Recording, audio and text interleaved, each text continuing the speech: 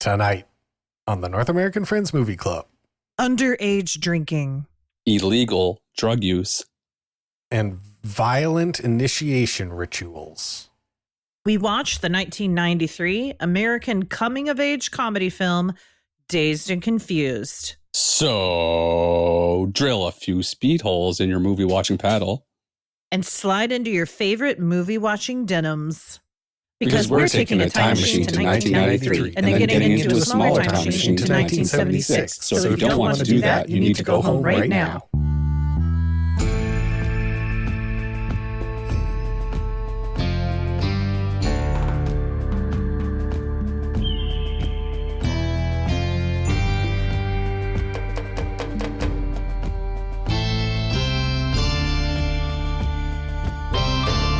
This is what it sounds like when we do a podcast. We're currently doing one. This is the North American Friends Movie Club, and you might notice something about the name of our show.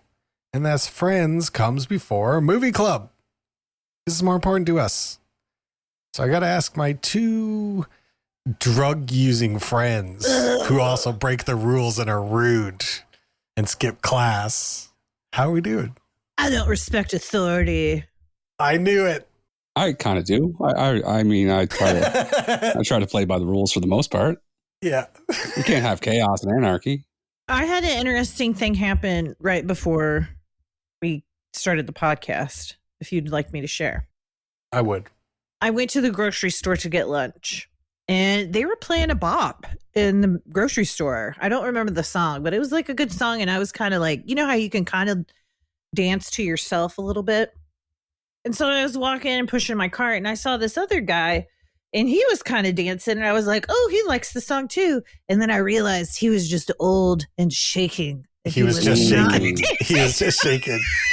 He was shaking what his mama gave him, but that was Parkinson's. Because I was going to like give him eye contact and be like, kind of, you know. But yeah, I'm imagining you do that. Like you kind of, I'm imagining in my head, you dance closer towards him, hips first. You know what I mean? Like your upper body stays back, but your hips kind of crawl forward. You start doing the lasso thing and you lasso him and you move in closer. He's so confused. But I didn't. I caught myself before I spoke to him. So that was good. Good. Yeah. What's been going on? We just talked. I do have a small beef. But it's cooked beef and I'm over it already. Ooh.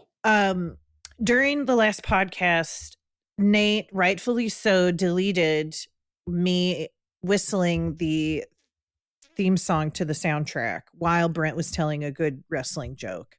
And I just want everyone to know that I can whistle the full Forrest Gump theme. And I would just like to say that was a genuinely difficult decision for me. I spent some time listening to Brent do his rant with the whistles in the background without that. I turned them down a little bit to see if I could get the balance, and I just couldn't quite find a way to make those two sound waves interact correctly. I respect your yes, I respect you, Nate. You did the right thing. I just want everyone else to know that I know the entire Forrest Gump theme song. And you whistled it perfectly. Thank you. What was my good wrestling joke? It was like Bret Hart. I don't know. Yeah, you were saying that I was Vince McMahon and Kate was Shawn Michaels, and it was the screw job. Yeah. And you were doing a really good rant. Yeah. Can I just do a little bit of it right now? Yeah, now would be a great time because Brent's not doing his bit. Okay.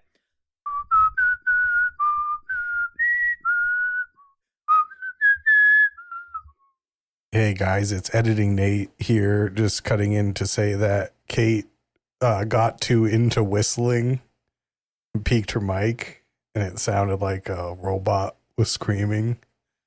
So I'm just going to cut to the part where she got really proud of herself. Wait for it.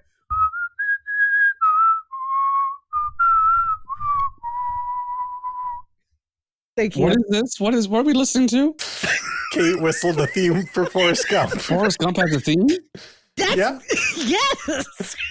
You could just be making that up. Thank you, Nate. Now, if you want to be funny, Nate, You know what you have to do. The minute she started doing it, my evil mind was like, oh, it'd be really funny if I just played like a bunch of pots and pans instead of her whistling. Like, On our 100th episode. How dare you? A soundboard of Forrest Gump. Ugh. You guys, it is our 100th episode.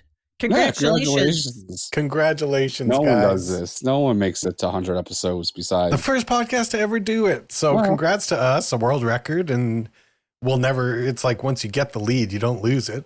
And this No. is the first time we've done 100 episodes. Because when we did Borderline, we did 70. Probably like 70, something like that. Yeah. We couldn't hack it. We needed to mature a little bit. And look at us now. I also want to say that Nate's cut out a great bit that me and Kate had. Oh my God. I understand why it didn't make it, but it was all. That it was saying- probably 10 minutes of AIDS jokes. It was at least 8 minutes of you two just saying Tom Hanks movies, what they would be like if a character had AIDS. And then Kate laughing like this. It was really good. It was, I totally understand why it never made it. I just want the people at home to know that it was good. It was really good. It started off with a joke about Philadelphia, and then Jenny died of AIDS, and then it snowballed into. Don't start it. He'll cut it I out know. again. The pots and pans sounds again. Oh. Well, happy 100. It's our Is that- centennial. Yeah, the birthday cake has got lit up with all sorts of bright candles. We're starting a house fire. I also would like to apologize to the listeners of the show for my outburst of Nate's Warhammer joke. I really lost it, and I Pretty apologize. good joke, though. You know, Yeah, it you don't was have to good. apologize. No, I don't feel sorry for the joke. I feel sorry for cackling in everybody's ear for 45 seconds. You're allowed to laugh. Yeah, Yeah. they deserve it. Yeah, that's true. My thing I want to talk about is I'm a stubborn person. I don't like to do things when people tell me to do them. That's why I never watched The Godfather until now and all that stuff. I don't like being told like, oh, you got to watch this or you got to do this.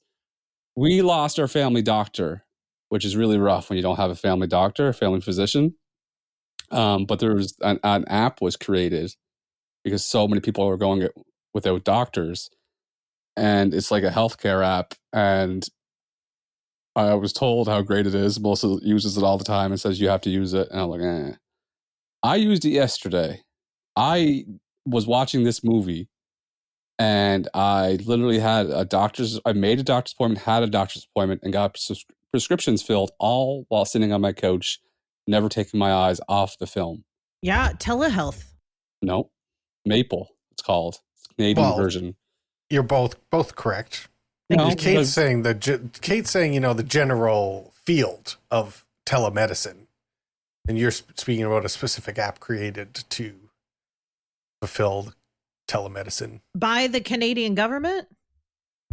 I assume so. I assume it's them. Because that's what your healthcare is. Yeah, that's what that's when you think about it, that's really smart. You don't always have to go to the doctor. Sometimes you just need to get your prescription filled. Like, you should do it on your phone. Oh, I got a diagnosis. I uploaded all my notes and files and prescriptions I've had in the last couple weeks, and I uploaded the questionnaire I took for like mental health, and they looked at it, reviewed it, and then they called me. We They discussed said, it. yes, you are impotent and stupid. Just no need. Just no need. I'm sitting here talking about health, mental health, which is very important, and then all of a sudden I'm impotent and stupid. got monkey brain. Mhm. I am making jokes. It's because the fans really like when Kate roasts Brent and they gas her up, and then she comes in swinging. She's Exactly. she's like 1980s Mike Tyson right now. She thinks no one could touch her. No. I'm Peter McNeely. But you might be. Who's the guy who finally beat him? Buster Douglas. Buster Douglas, yeah. Did you get high blood pressure medication? Well, he readjusted some medication for me based on my questionnaires I took with the grief counselor. And then I had to bring up the high blood pressure situation with him. And I said, a friend of mine got me all freaked out about high blood pressure. And so we've come up with a plan for me to take readings over the next week and then call him next week. And if my adjusted medication goes well, he'll look into something for high blood pressure if I need it. But I shot some scores off to him just off the top of my head. And he's like, well, it doesn't seem like you need medication for that. What were your scores? I was saying, usually what it is it's like 136 to 140 over 85 to 89. That's what mine is. That's like mine. Yeah.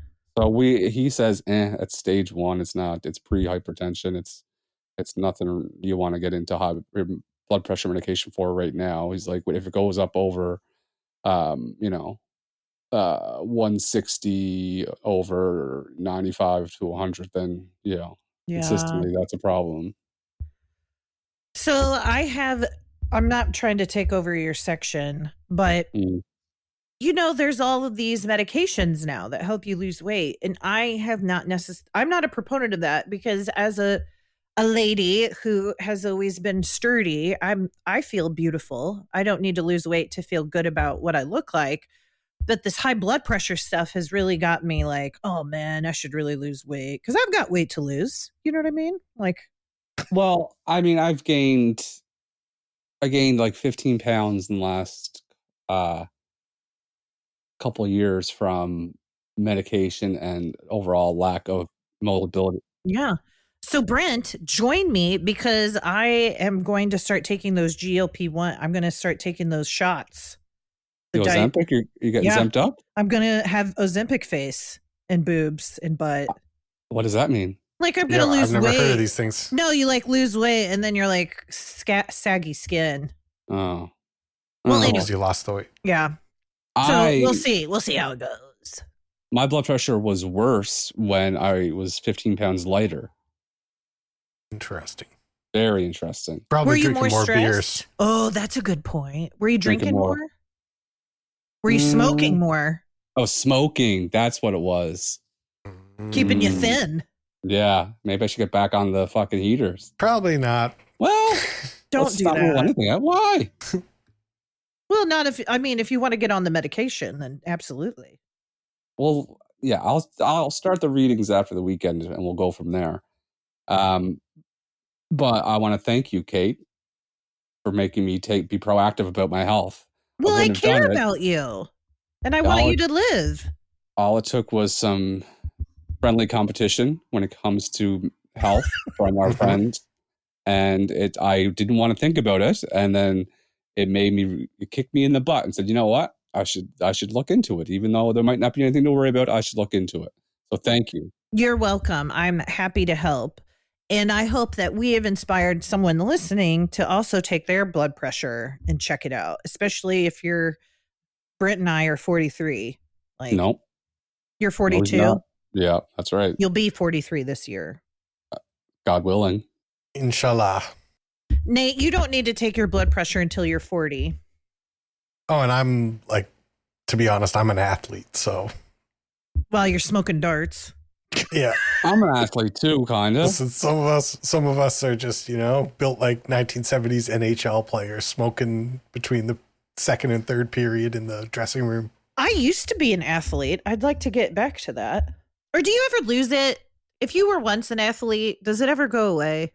Let's say no, just for my benefit. I think you'll always be athletic, but you might not always be an athlete. Fair.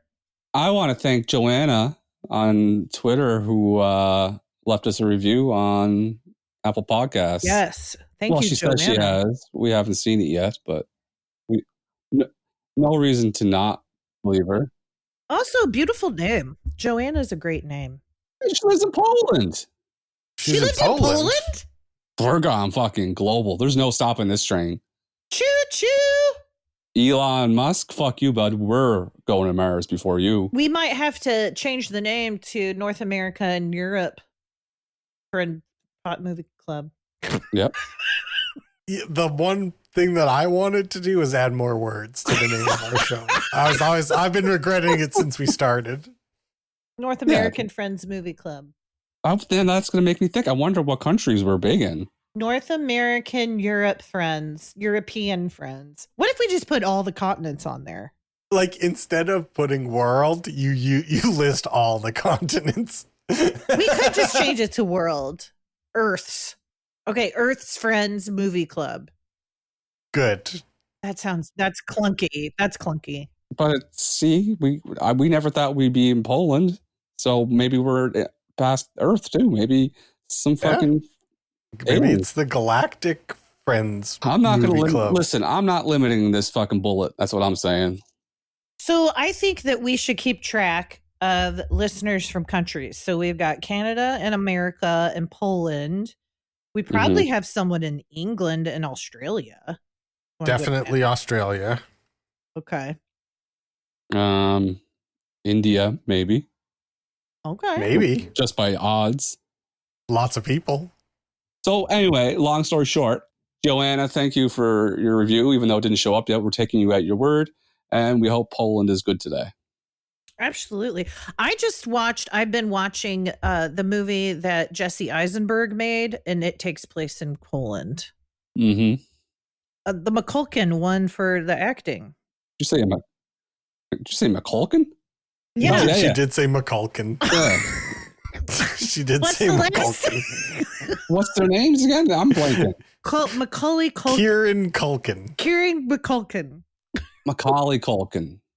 Kieran Culkin won, right? He won the Academy Award for Best Supporting Actor. He did. In the movie A Real Pain, which is streaming now on Hulu. Do you want to know how good of a movie podcast we are? I'd love to know. The biggest celebration and award night of movie and movie culture was last weekend, and we didn't mention it once. No, I'm very anti the Oscars. Go on. I just think it's such a silly concept, because how do you decide what the best is? Like, I understand a gold medal in the 100-meter dash because we take the picture. We take so many pictures and we see exactly who's the fastest 100-meter dash. He's a gold medal. But sometimes there's a year and you're like, no, Leonardo DiCaprio was better than Daniel Day-Lewis. It's like, says who? Based on what? The voting. Vibes? They vote. It's just, it's all just vibes? So then everyone's just like, it's a popularity contest, ultimately. And there's just something about it that has always struck me as strange. It's like, it's the opposite of art. It's like, I don't know. I would love to see a celebration of movies every year. I would love to see like a festival, but it's the award part. And then there's all the discourse of like, she was robbed and he didn't deserve this. And it's like, oh my God. I don't like it. I mean to touch a nerve. I do think that it was helpful this year because I had not heard of Anora, and now I want to watch it because that won for Best Picture. And that was like a smaller, like they spent more on the marketing of Anora than the making of Anora, which is unique. And the director of The Brutalist has never made money and said that he has no money. Like, it was really interesting for him doing press for it. I heard that Adrian Brody won Best Actor. He played a Hungarian guy, but they used AI to make him more Hungarian. Oh, I didn't know. Yeah, I think to do his, like, to cover his, when he's speaking Hungarian in the movie or something. That's not it's bullshit. It's not acting. Yeah, it's bullshit. Did you guys know that Adrian Brody is married to the ex-wife of the guy who's disgusting producer? Harvey Weinstein, yeah. Yes. They're all fucking disgusting. Georgia Chapman, who is the creator and designer of Marquesa, which is a fancy fashion label. Oh, she's also in the fashion world. Yep. Scott found it funny that I had Marc Echo scrubs and lab coat. What's Marc Echo? You know, Marc Echo at the brand with the rhino and the... Oh yeah. That is pretty kind of funny, you have to admit. It is. I wouldn't have expected that. No, ultimately, like, they're into scrubs? Yeah, I had the best lab coat I ever had was Marc Echo, and I had the scrubs, which were all right, but one set had the big rhino on the front of it. Mark Echo scrubs. Yeah. They're usually two-tone. Oh, okay. Yeah, your fashion model scrubs. Yeah, they were good. You had a little drip at the hospital, Oh. and I ain't talking about the blood. That's right. I was swagged out. Here's some scrubs from Mark Echo that have the giant rhino on the leg, like on the whole thigh. Yeah, I had them. Oh no, Brent. Hell Yeah. yeah, bro. That's right. Oh no, Brent. I'd be That's right. wearing Jack Skellington scrubs.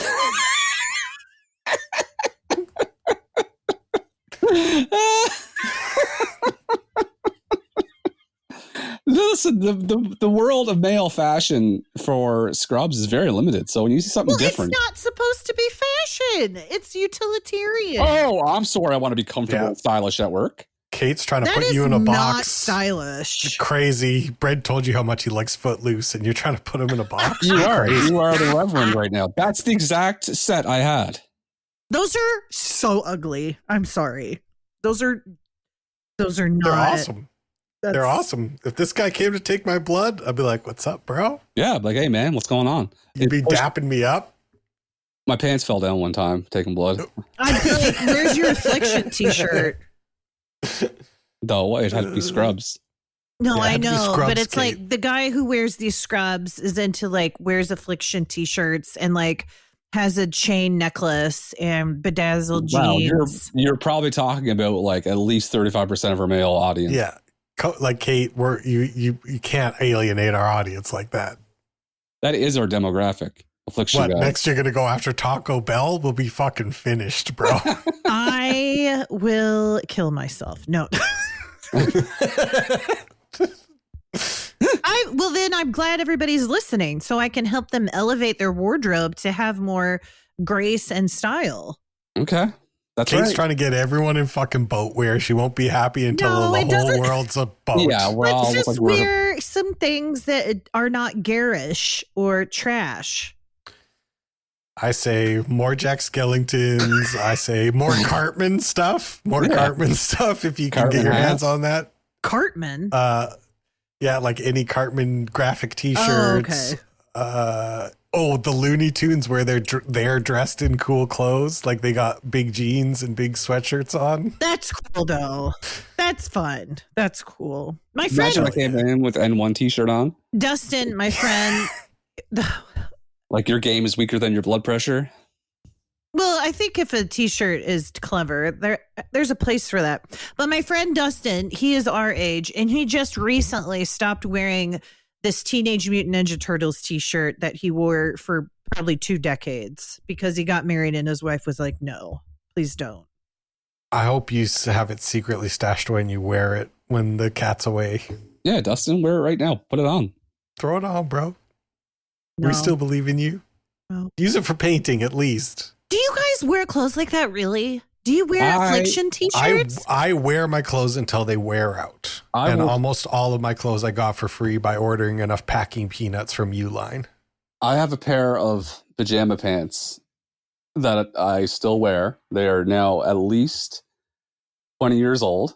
Damn. The leg hole at the leg hole at the bottom where the foot comes out is torn up the calf, so I had to tie it like fucking Captain Jack Sparrow. So Okay. It's got a knot, so Pirate it's pants? intact. There is no ass in it. I'm going to try to send a picture to you guys of. Why are you wearing these still? Because they're just, I don't know, they're comfortable. It's a guy thing. No, I'm wearing a it's pair of long underwear right now where the crotch is completely ripped out of the long underwear. But the legs are still long, so that's what I need them oh for. my God. I will send the picture. The picture is sent. The hole that you see is not the waistband hole. That is the hole in the butt. I'm already angry and I haven't got it yet. No. Just throw those away. I'm going to text Melissa. No, don't you dare text Melissa. She Yeah. touches them. You know you're what gonna I would cause- do? You know what I will do if I ever visit you is I'll be like, oh, let's see those pants.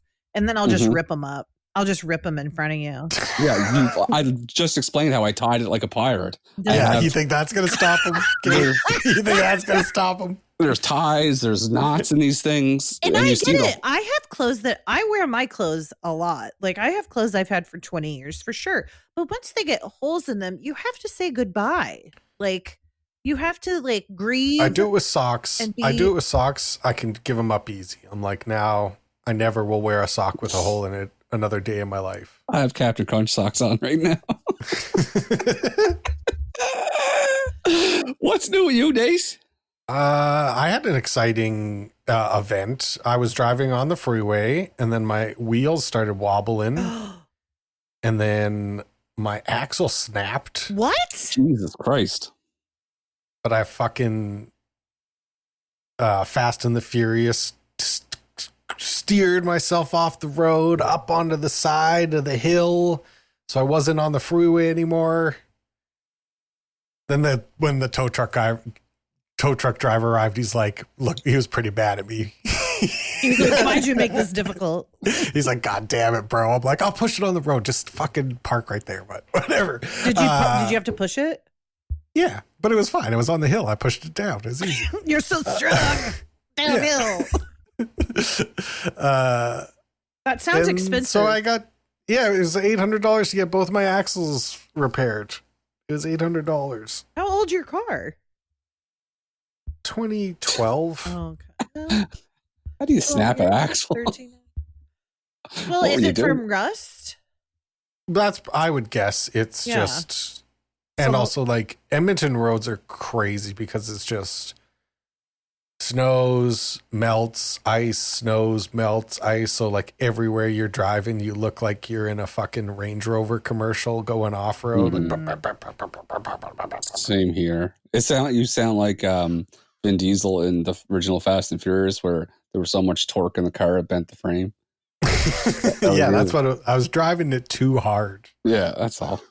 And isn't it an Audi or what is it? It's a Subaru. An Audi. Yeah. Isn't it a Mercedes?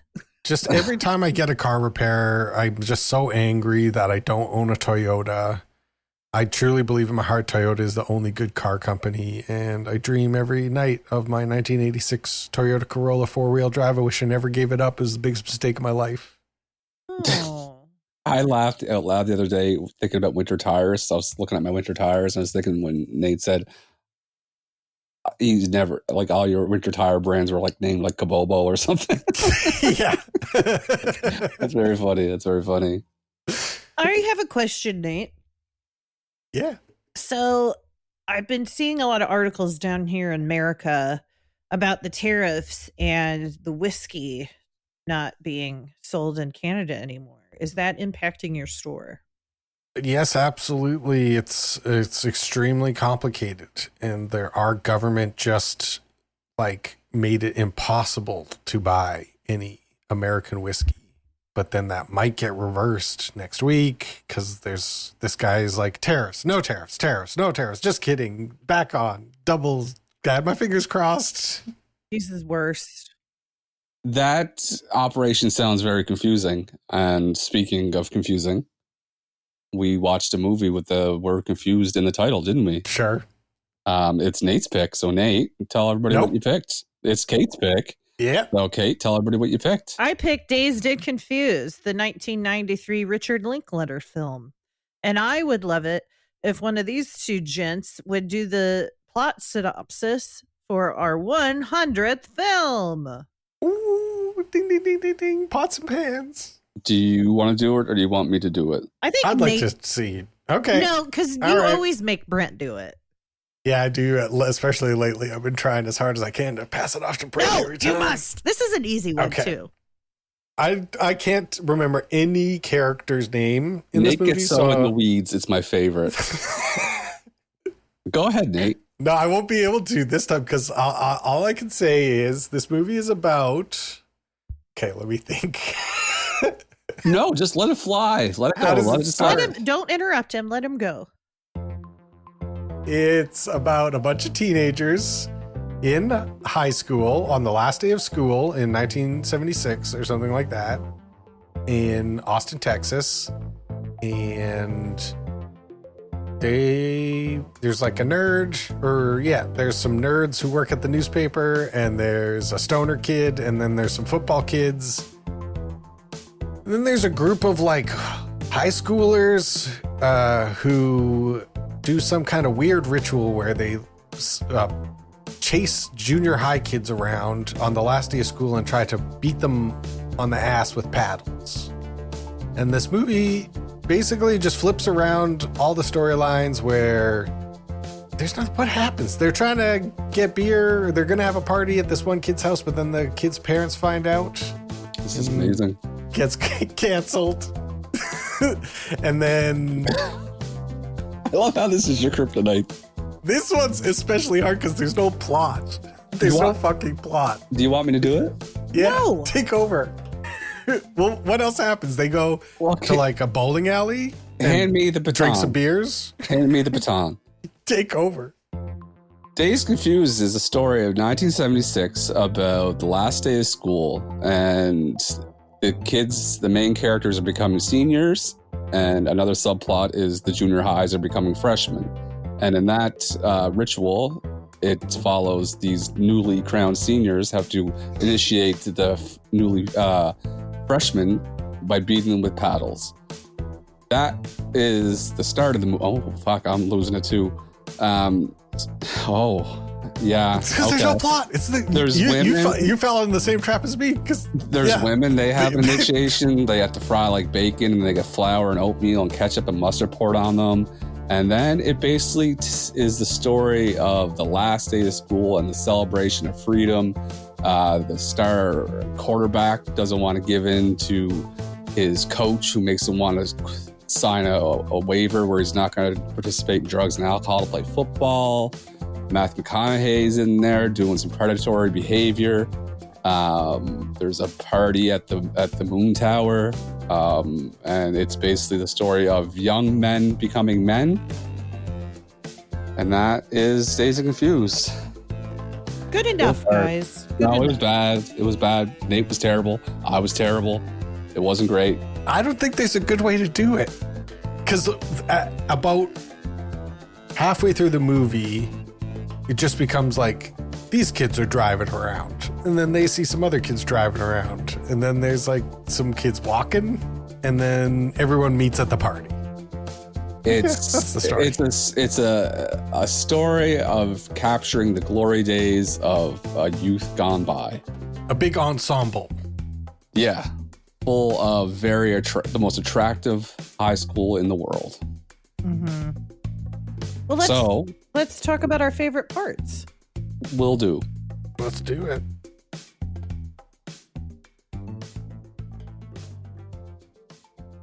If I was in school and anytime if a teacher did come up to me and said the term chasing muff around, that teacher has to go to jail.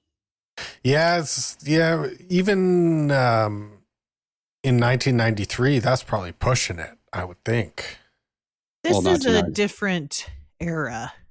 The 70s, I feel like they just didn't care about children at all. Like, there's no supervision in any of the classrooms. Or at home. These freshmen, these 8th graders were staying out until the morning. And the mom was like, well, I'll give you an out. The only parent. My mom? My mom? No, that wouldn't happen. The police would be called. And the fact that there was no police presence at the Moon Tower while that was going on. They just got away with it. Did you guys have a place like that when you guys were in high school to go and drink and party in the woods? Yes. We had multiple sites. There was a couple different locations depending on the crowd size. We used to burn tires. Oh, God. That's not good for you. No. And we thought we were so, inconspicuous coming back to town, drunk, high, smelling like tires. Looked like we just did a fucking 12-hour shift in the fucking coal mine. Why did you burn tires? Because we didn't want to cut trees and stuff down. It was for the environment, Kate. What? It's called being green. You ever heard of it? How about you just be young and in the dark? That's what we used to do. We were just in the dark. We didn't think of that. Classic bayou talk. One friend, he wore khakis one night to go into the woods. Like we used to go after school on a Friday, and you'd convince someone to get you beer. Then you would get that beer and you would stash it in the woods. And in the summertime, so it would just be the afternoon sun is beating down on a case of beer. And then you would go there in the evening and open up the beer, and it'd be the warmest beer you've ever had in your life. Disgusting. And we all thought, this is living. Throw another tire on the fire. And then one friend wore khakis for some reason. So by the time we got to the woods, we've already gone through swamps and fucking vegetation. He's dirty. He decides to be the tire guy, put the tires on, and he was just a fucking mess. And we got back into town to like enjoy the rest of our night, and he just looked ridiculous. I am still baffled as to why you had to walk so far into the woods, why you're choosing to burn tires, why you're not thinking ahead to buy some ice to put the beer on. All of these things makes complete sense to me, Brent. I couldn't understand you more. Could you imagine wasting beer money on ice? You just sit that. You got money for ice? You got I ice come money? from the fancy world of Festus, Missouri, where we didn't even fool with beer. We were drinking Boone's Farm and Mad Dog. And Mama was having her bubbly. I didn't drink that much in high school. I really didn't. I was too busy doing things and being active. Oh. And I definitely was not smoking weed, Mom. We used to think we were so smart. We used to all go to the dance smelling like burnt tires, looking like just like lumberjacks. And we all smelled of peanut butter because we'd hand a bottle of peanut butter back and forth before we got in the lineup. A bottle of peanut butter? This is just smart. Yeah. Nothing. It covers every smell. If this was on a movie, I would be like, this didn't happen. This is dumb. These people are dumb. It happened, and it happened once a month at the dance every month. And we you had a dance every month? Oh, yeah. One Friday a month, and the police would be at the door, and we'd have to get in line, and we'd walk in, and we'd hand our money, and we would pretend we were sober. And then it was always a 50-50 if you get in or not. Sometimes you got in, sometimes you didn't. So it was like the junior high rec dance in this movie. Yeah, exactly. But there was a police presence and the teachers were chaperones, and you felt like you were the biggest celebrity in the world if you got past the lineup. I don't know how they picked and choose who they wanted to like charge, because everyone. Oh, you think it's hard to tell when 14-year-olds are drunk or high? Yeah, like obviously they all knew. I mean, they were adults and they knew that here comes a dirty guy smelling like peanut butter. Oh, here's his 4 buddies also smelling like peanut butter. This is upsetting. That's just upsetting. That's what we used to do. Drink warm beer. And then some people would just buy wine. We have a kind of wine here it has a big great white shark on the bottle, and we call it shark piss. And some people would drink that, and that's how you get caught. Okay, you're too drunk because you're drinking shark piss. Going back to the movie, I do think it's messed up that the two guys. So there's Hirschfeld was making out and getting to second base with the girl, and then his 2 buddies come in and they're like, "You need to leave." I don't know. Maybe I grew up in a different era, a different time, but like buddies wouldn't make you leave if you were making out. Like, no chance. I didn't. We would. They were over that. They were over going over the shirt and kissing. They were high schoolers now. That stuff that's not part of it anymore. Plus their buddy Mitch, he's got access to the Emporium. They want to leave that behind. I would have told my buddy. Now Brent convinced me. I would have told my buddy, like, we're past this. We're not like. Yeah, but they're actually not. They're playing a part instead of the reality, which is Hirschfelder was getting farther than either of them had Good point. And they're just jealous. Okay, now I'm on Kate's side. And they're jealous, and they're making him leave so that they don't feel like he's moving beyond them. Well, let me counterpoint your argument with a little saying, bros before hoes. Uteruses before deuteruses. This is like watching Plato and Aristotle do their great dialogue. I'm sorry. I'm just a fan.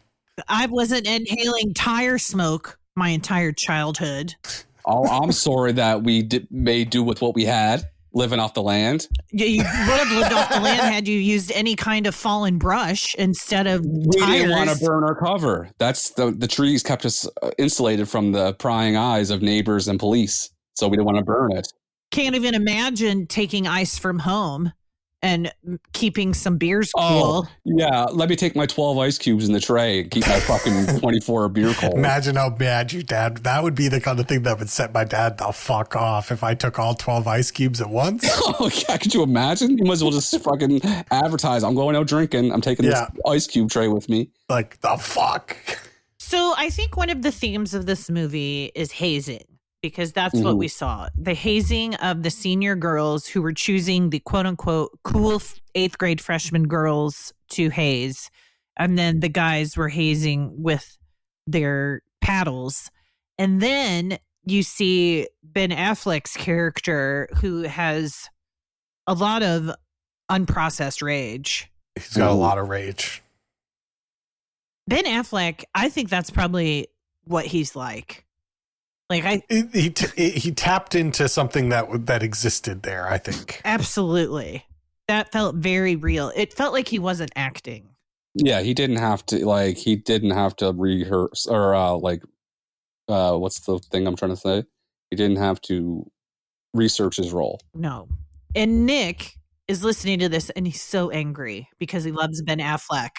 Nick's there right now? No, Nick is going to be, he listens to every episode and he's going to listen to this part and he's going to be really angry because he loves Ben Affleck and he defends him. And he's Kate's saying that Ben Affleck's a natural hazer.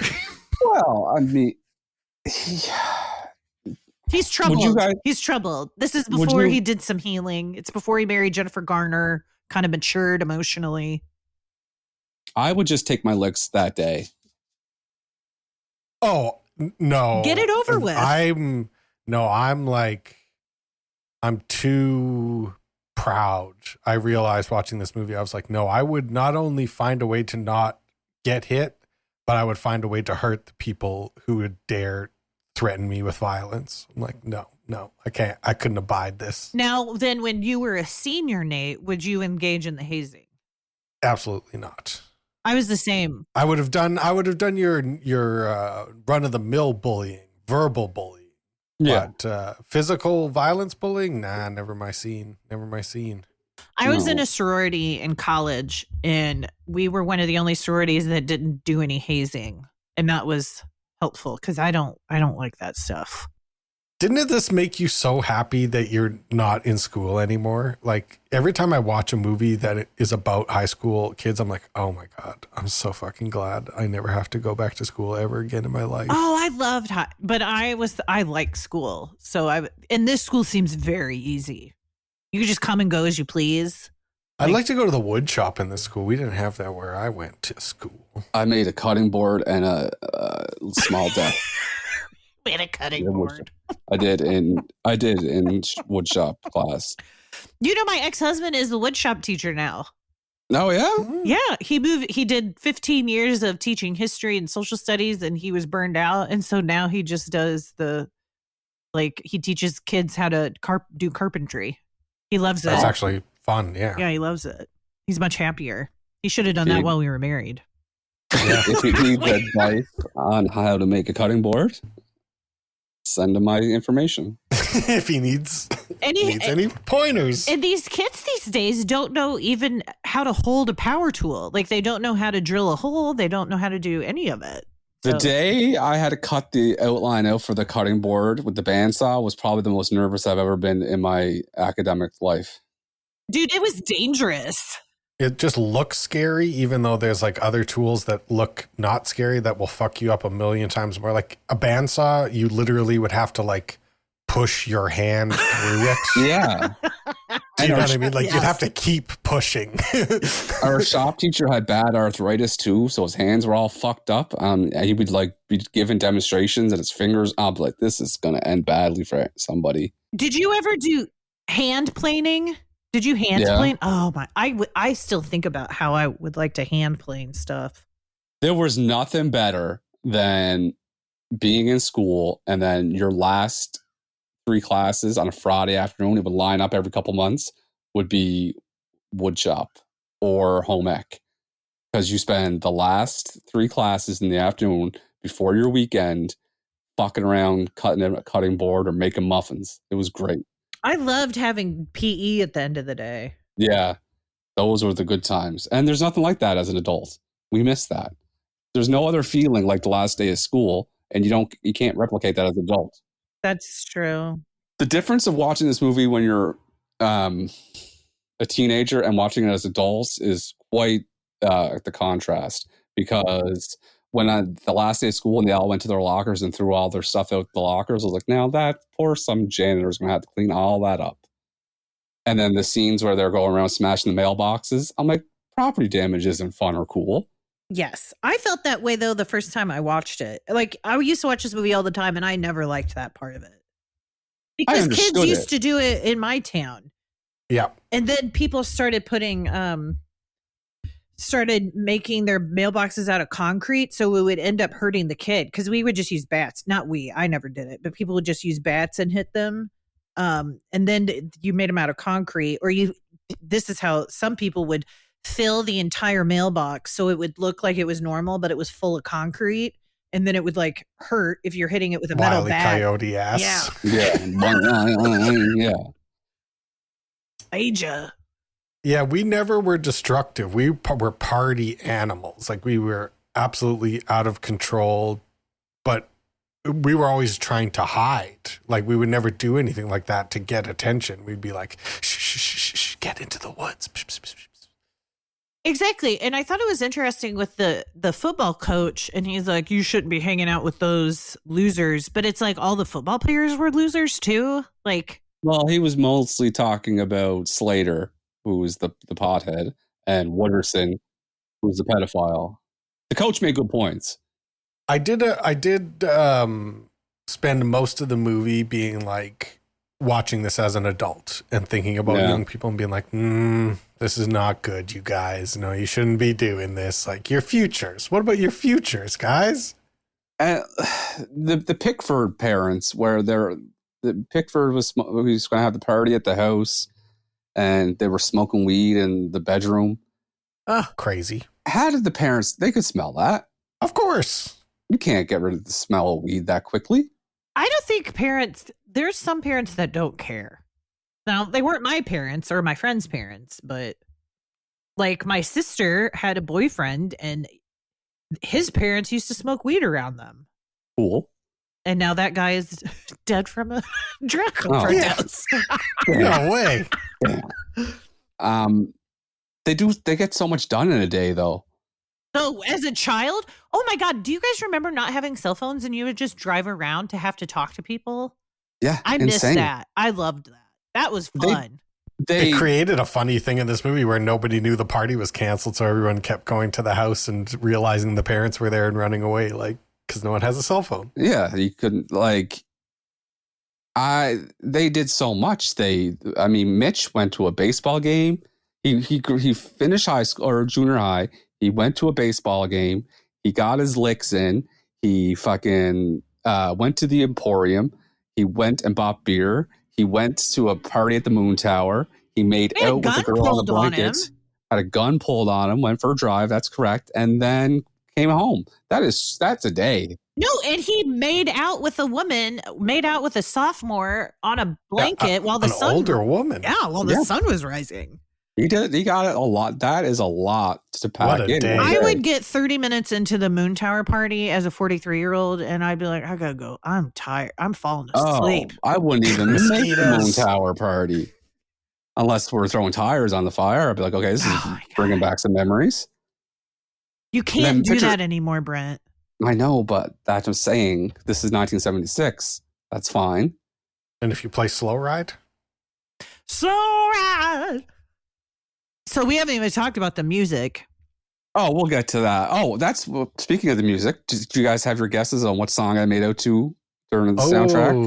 You guys never put 1 second of thought into it, did you? No, I didn't put any thought into it whatsoever. Let me pull it up real quick. Dazed and Confused soundtrack.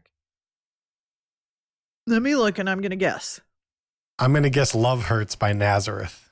That's a good one. Low rider. I made it with a girl to Love Hurts by Nazareth on a sofa. Yes. I was just like Hirschfeld. I was, and my friends were upstairs yelling, "Come on upstairs!" It is a very realistic movie, like in the sense of it doesn't feel untrue at all. Like No. it's pretty much this is how kids act even at the young age that they're at. Everything's immature. And then you have these moments of brilliance, which is what it's like to be a teenager. It's like deeply immature behavior and then some like kind of intelligent cognitive thinking and thoughts. And even the smart girl is taken over by the charming pedophile. Like, that's real. Red's my favorite color. Yeah, Red looks good on you. He's very predatory, but I liked his character. He did pull off that outfit too. That's a fit. That's a classic example of wearing the fit. That mustache. Those salmon color pants. My God. My God. That was just, I love that outfit. I really enjoyed that character. Know what character I really didn't like? Mitch. When he found out his sister said, take it easy on him to get the licks, and he was grabbing at his nose and scrunching up. I'm like, stop it. Stop touching your face. He's doing a lot. Yeah, it's too much. He's doing a lot. One of the quiz questions that I didn't put was how many times does Mitch touch his nose? Yeah, I don't Why don't see you it's guys too guess? much. Why don't you guess? 3. 42 times throughout the movie. Are you I serious? swear to God. 42 times throughout the movie. That's a nervous tick, and he doesn't know how to act then. Well, we didn't see him very much after this film. The Adam Goldberg character, when he's getting himself hyped up to fight, and he calls Clint a dominant male monkey motherfucker, that's good. Yep. That's the type of, but you can't cry immediately afterwards. No, he didn't do a great job. But we've all been there. We've had so much adrenaline rushing through our body. When that adrenaline starts to subside, there's nothing left to do but cry. I like that, going back to the junior high rec dance, when they pan through the dance, all of the girls are taller than the guys. And I think that was a nice touch. Appropriate. Yeah. Well, they grow faster. We do. And the Ben Affleck's character, O'Banion, and Cole Hauser, character of the redheaded guy, that were super into the paddles and beating kids, they definitely grew up to be cops. Oh, the huge cop energy, or at the very least, like private security at the stadium. Yeah. He couldn't pass the cop test. Yeah. I used to hate Cole Hauser, but I am so into Cole Hauser now because of Yellowstone. Oh, does he have like the big beard? Yes. He's Rip. He's dangerous. You can't go from having red hair your whole life to being a black haired guy. I would have never guessed that was the same guy. Yeah, I would never have guessed. Yeah, it's so obvious in the show that they color it really dark. Ugh. Did you guys grow up saying equality, not quantity, man? I grew up saying all of this stuff. Yeah, okay, good. And another thing about Clint, the guy that Adam Goldberg fought, he was just looking for an excuse to take off his shirt. I hate those guys. You're jealous. No, he was just sitting there looking for a fight. Well, that's what he said. He says, I came here to do 2 things, get drunk and fight. And I'm drink beer and I'm almost out of beer. Yeah. And you can't smoke that much marijuana. Sure you can. Back then in the 70s, it was all ditchweed. That shit sucked. It's not like now. The THC was like 4% back then. Now it's like 98. We should go back to ditchweed then. I agree. I don't. I just want to get on the record. I don't agree. Please don't do that, government. If you're going to smoke all day, then it should be, you know what I mean? You don't need to get so high. Just get a little high. You could still go to class. If I was Mitch's friends and I said to Mitch, what's in the bag? And he said, just a sixer, I would immediately fucking make fun of him. Why? Because saying sixer or because he only bought 6? Well, just for saying sixer. Oh, yeah. Okay. Sure. Got a sixer. That concludes my notes. Very good.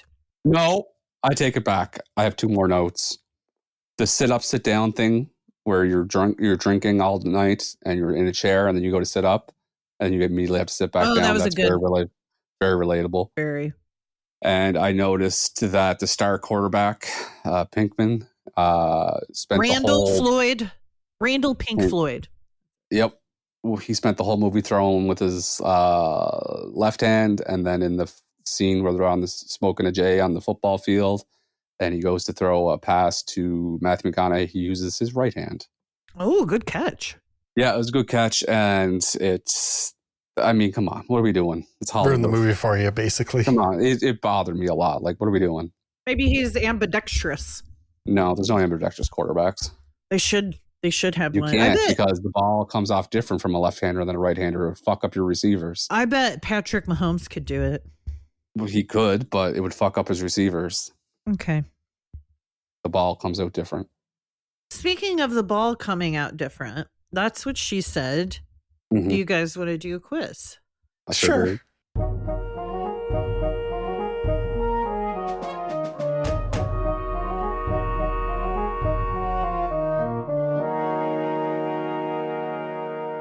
Okay, are you ready for the Dazed and Confused Centennial 10?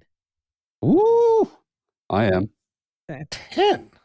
I need to continue I need this one. Now we're going to start with Nate. Nate, you will go first.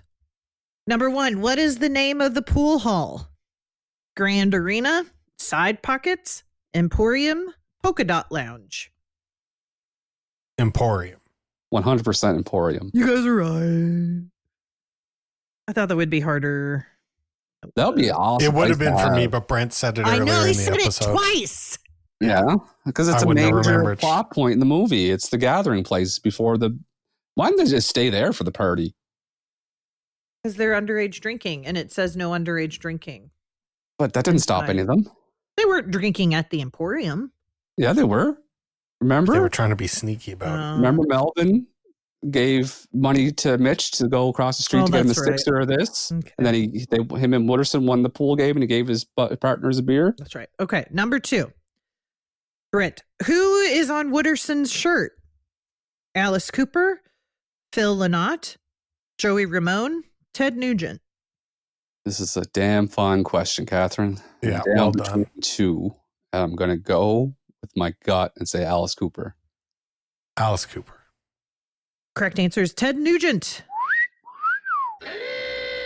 That was my other guess. No way. That was my other guess. Back to Nate.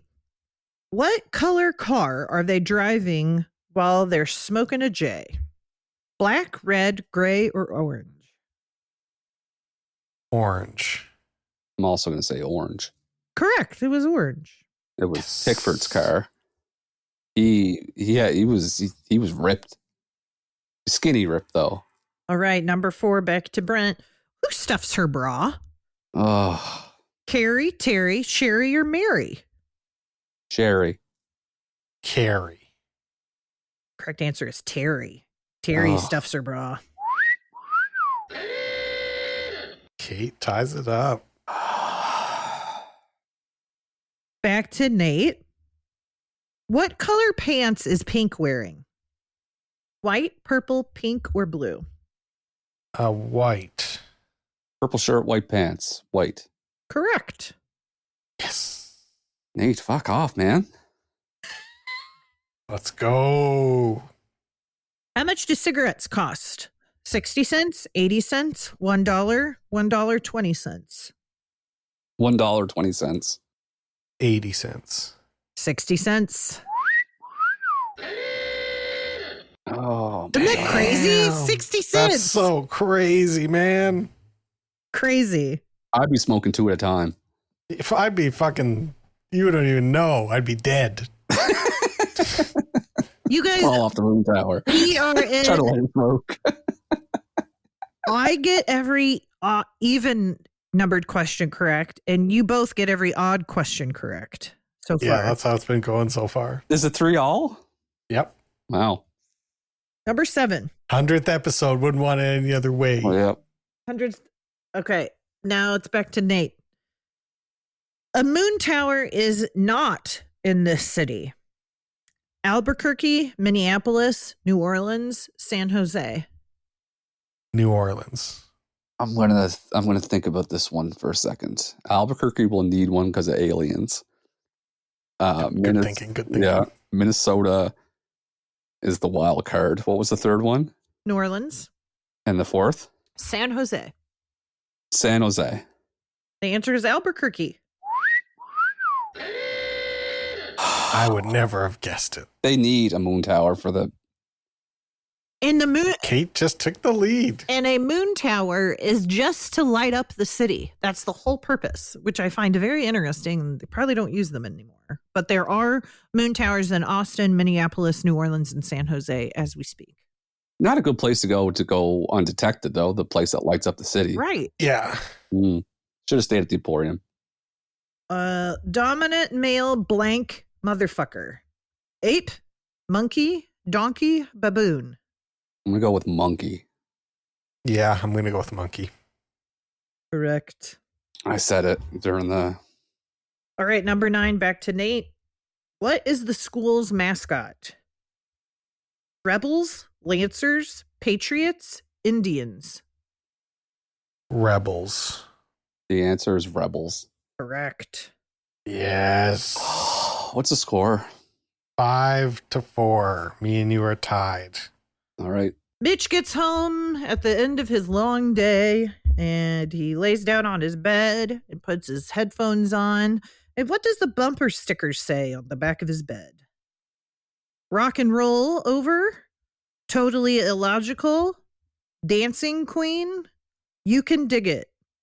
Really good, Kate. Yeah, it's really good because no one's paying attention. Everyone's looking at the cord on the headphones. It's you can dig it. Rock and roll over. Correct answer is totally illogical. Wow, Kate tied it up. What do we do in this situation? What do we do in this situation? Okay. We're all Three-way tied. tie. You can't do box office because I know the answer. 'Cause Okay, so let me think of another question. Okay, yeah. This is the first time ever on episode 100. What a odds? treat. Who will get their name written on Nate's card? Oh, it's got to be me. I need this bad. Okay. I'm going to list 4 movies that Matthew McConaughey was in. And you're going to tell me which one he did immediately after Dazed and Confused. Oh, good question, Kate. Glory Days, A Time to Kill, Angels in the Outfield, Larger Than Life. I'm gonna guess Angels in the Outfield.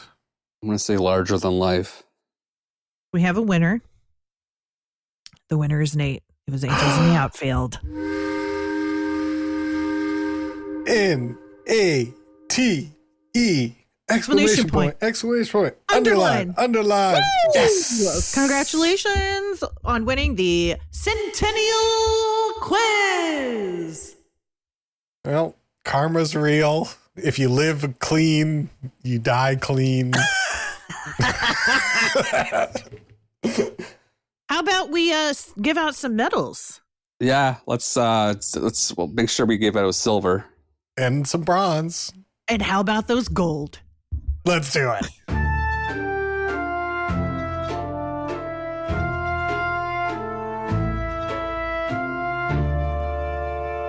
Bronze medals.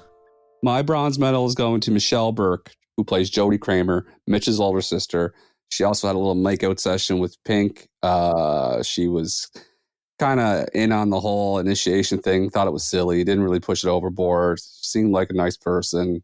Michelle Burke, Jodie Kramer. Classic cool girl in high school. Like, I knew a lot of cool girls like that. Yeah. Oh, she was so pretty, too. Yeah, she was. She was the prettiest of the bunch. I agree. I'm giving my bronze to Melvin Spivey, who plays Benny. Mm-hmm. He didn't really do anything after this movie. No. But he was great and fun to watch and stole kind of every scene he was in. He was acting. His dance in the back of the pickup truck, loved it. I gave my bronze medal to Benjamin Affleck, inspired by his alcoholic father, as I read on the Wikipedia. So, there's some pathos in this performance from our man Benjamin. our droopiest, saddest movie star. Yeah. Gold, bronze medal. All right, silver medals. My silver medal is going to Rory Cochrane, who played Mr. Ron Slater, who was the burnout. He had the Kangol hat before it was a Kangol hat on, long hair, the marijuana leaf t-shirt, talked like a classic stoner. Enjoyable character. Yeah. For sure. I'm gonna give mine to Matthew McConaughey. He is just a delight. He just exudes charm and smoothness and safety. And Yep. and he's just so pretty, and his hair was so pretty. And he has a catchphrase. Like, not a lot of actors have a catchphrase, Right. and he does. So he gets my silver. How about you, Brent? Gave my silver out already. Oh. Who'd you give it No, I to? Then didn't. I'm going to... No, I didn't. I didn't. Yeah, I did. Rory Cochrane. No, that was your bronze. Oh, yeah. No, my bronze was Michelle Burke. Oh, that's Jodie right. Kramer. Okay. Okay. Glad someone's on the... We really... we both owe you an apology, Yeah, and I'll so take me it and right Kate now. are going to sing you the apology song. I'm so sorry. sorry, Brent. Thank you. Thank you. And I feel like that's well-deserved. Yeah, it was. Absolutely. Yeah, because like when you guys listen back to this episode and hear that part where you guys, no, you didn't. Like the visceral hate in the voice and Yeah. the tone was just palpable. And I'm glad I come out on top on that one. I give my silver to Parker Posey because she's just so delightful. I just think every time I see her in a movie, I'm a better man. Parker Posey, silver medal. Just a crazy character, she's Insane. What a just jerk. the one. You got to stay away from her. Anyone that screams out Toxic. lick me is just not the person you want to hang out with. I think she's just misunderstood. And Parker, if you're listening, I love you. Well, Parker's good, but Darla was crazy. Gold medal. Gold medal. My turn, says I go first. It's going to all right. Matthew McConaughey, classic salmon pants, white t-shirt, cigarettes tucked up in the sleeve, hair parted, Aerosmith tickets, hanging out at the Emporium. High school girls stay the same age as he gets older. Have a little money in your pocket, working for the man. Gotta live, LIVIN, living. Gold medal. Wow. That was really good. That That was was like watching good. someone on Pardon the Interruption. That's right. Mine is going to Randall Pink Floyd himself, Jason London. I thought he was believable. He played a quarterback. I believed him that he was the leader of that football team. He was a dynamic character that engaged in tomfoolery, but also had a head on his shoulders, and he also had values. Then maybe they didn't align with what the football coach wanted and what his teammates wanted. But he wasn't going to be tied down to just because the man's telling him what to do. So good job, Jason London. Yeah. Wow. You both really brought it for your gold medal performances. I was Well, like, they I'm just sitting brought here it. like, wow, I got nothing to say like this. I give my gold medal to Anthony Rapp. He was my favorite character in the movie. So I think that skews everything because I like Matthew McConaughey's performance, but I find his character so deplorable that it short circuits my brain. I can't give it to him. But I liked Anthony Rapp as a human in this movie. I was like, he's like me. He liked me for real. Let's unpack this a little bit. What made his character deplorable? He does seem predatory. Yep. Okay. Now let me counter with Mr. Tony Olson. That was his character in the movie. He was also involved in a romantic tryst with grade 8 girl. Only 1 year, right? No. He was He's going a to be a senior. senior, and she was going to be a freshman. He's going to be in grade 10 and she's 12 and she's going to be in grade 9. Yeah. Which is fine. It's whatever. Same as Pink or same as Wooderson. No, I'm just saying. Wooderson's graduated. He's been out at least 2 That's years. true. Okay, Nate, I apologize. I'm sorry. You're right. So let's say predatory. that Tony Olson was 17 and the girl is 13, 14. 13 is rough. That's 13's rough. That's 14 is that's your pretty first year rough, of teen. Yeah. I don't think children should do anything sexual until they're 15. And then they can have sex when they're 16. That's what I think. I think that they should wait till they're married at 40. And that's the only way to make it special. Yep. It will be special. Can I give out an ancillary trophy to Cole Hauser as Benny? Absolutely. Oh, my guy wasn't Benny. My guy was Melvin. So Jason O. Smith, this is my bronze, is Jason O. Smith, who plays Melvin. I thought his name was Benny. Benny was Cole Hauser. So Cole Hauser gets my bonus medal. Bonus medal, yes. That's a horny pick, and that's, I don't know if we're doing horny picks. I respect it. Yeah. Okay, well then if we're doing horny picks, I'll go Parker Posey for being mentally unwell, which translates to being a really good person in bed. Okay. Okay. I'm comfortable you with can it. Just spell that You're out a grown really man. clear. Yeah. You're a grown man, so I wouldn't stop you. I didn't know we're doing horny picks. If horny picks were on the table, I would have gave one too, but okay. Ancillary horny pick. I give you both gold medals for your horny picks, or rate 10s out of 10s for your horny picks. Would you guys like to give this movie a rating? Yes, sir.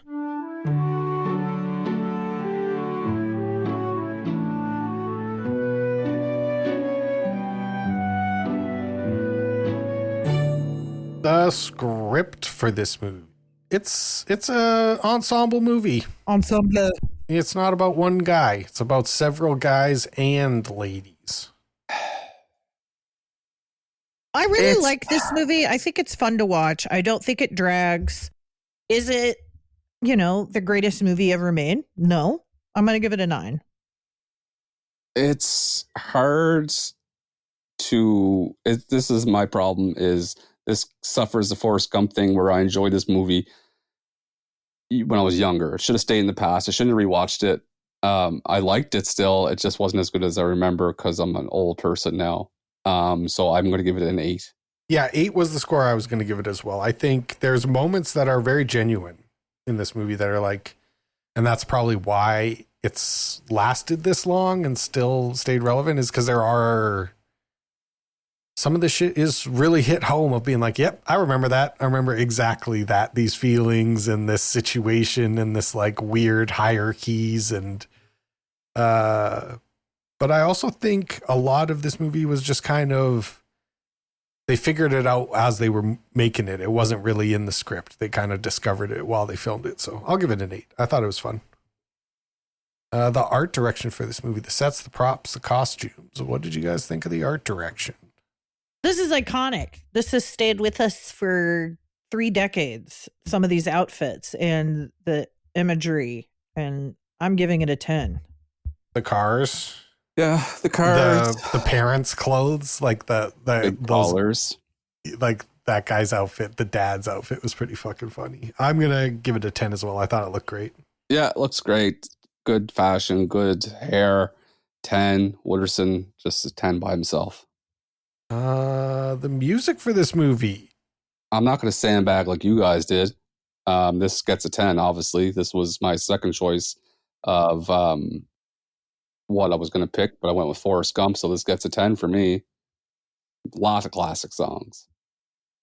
I agree. And these to me are not, there was no disco. There was no, I don't know, it seemed appropriate, and they weren't like they weren't necessarily all top 40 songs. I liked the mix of the kinds of music, kinds of songs from the 70s they chose. So I'm giving it a 10. Yeah, I mean, it blew the dust off songs our generation would never have heard of. Exactly. Like Fox on the Run, Jim Dandy.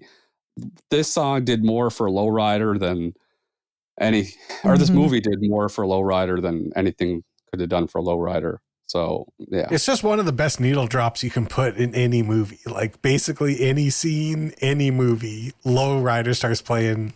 It's a pretty good time. This movie made me want to learn how to play Slow Ride on bass, which was one of the very first songs I learned how to play on bass. Just classic. This is an American coming-of-age comedy film. Yeah, there's a lot of coming of age in this movie. I didn't think it was particularly funny. I don't think I laughed at all. But so I will give it a 8 because it's great coming of age, not really that funny. Yeah. I would give it a 9. The humor was there, but it's for different people other than myself.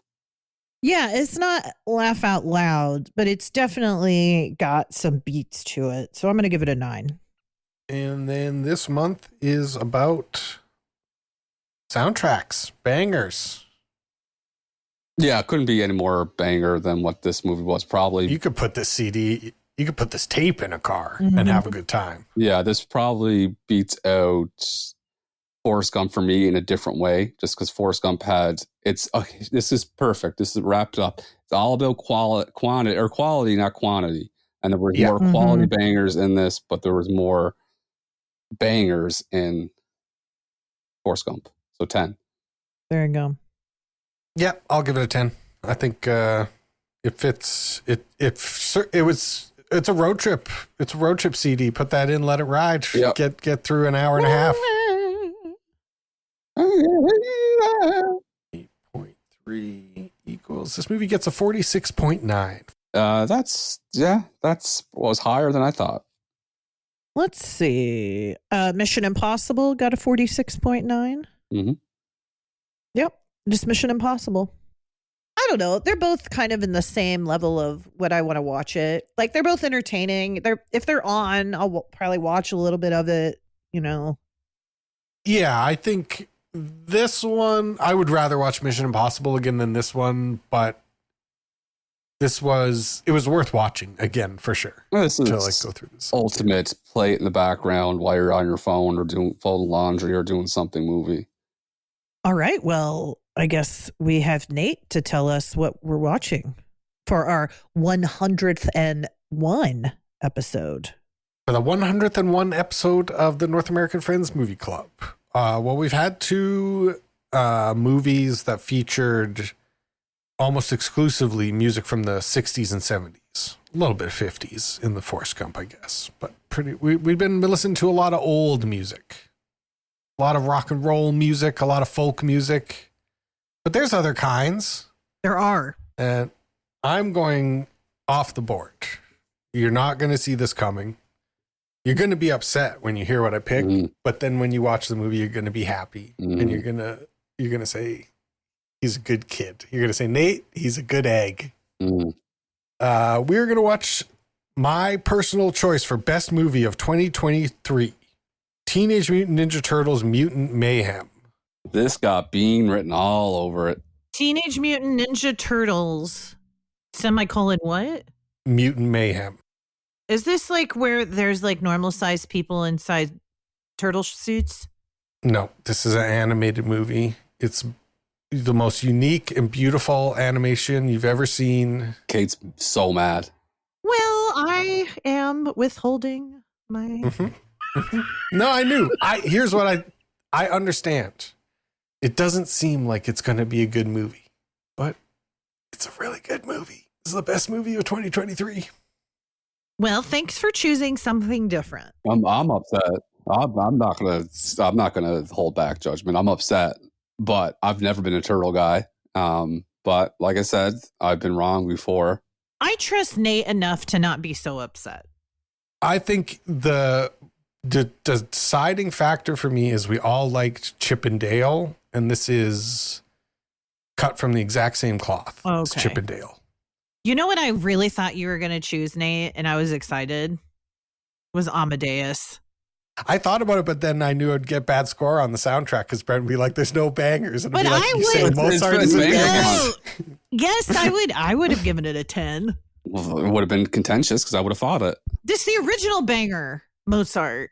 No, that's not the spirit. I completely agree with Kate. That's not the spirit of the yeah, theme. And that's you guys know this. I played this conversation out in my head as when I decided not to choose Amadeus. So you went with the turtle movie.